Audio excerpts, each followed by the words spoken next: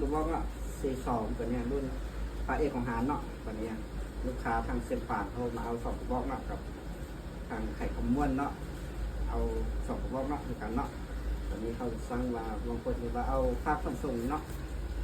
บางคนที่ภาครถเมล์เนาะให้ลูกค้าเขาเนาะรู้ว่าทางไหนก็ภาคได้หมดเนาะ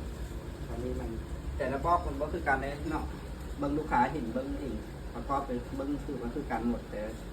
ต่ว่าเราข้างในมันเนาะสำคัญตัวเราเนาะเก็บเสียงเบิ้งข้างนอกไฟนอกคือกันหมดรุ่นแต่ยี่ห้อมันแตกต่างกันเนาะตัวเบาตัวใหญ่ก็คือกันแต่เราบางคนนี่เอาเราอินเตอร์800เนาะM8เนาะกับไฟเอกของหานนี่โพลีกอนเนาะให้ลูกค้าเนาะแต่ราคามันเป็นรักสูงเลยเนาะเราเรากิโลก้อนเขาเนาะตัวนี้แต่ว่าสมกับราคาของสินค้าเนี่ยสินค้าราคาก็ราคาสูงเลยเนาะเป็นค่าประกันมา100%เนาะของแท้เนาะผมมีของก๊อกเนาะทางหาร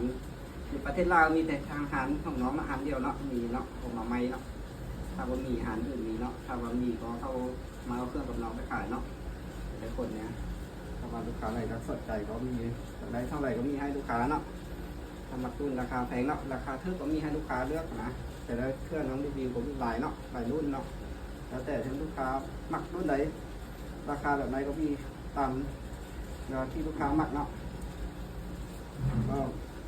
ตอนนี้ถ้าว่าดูC2นี่เนาะมีความไกลมันเนื้อไก่มันก็ธรรมดากว่า70-80 เมตรเนาะรุ่นเนี้ย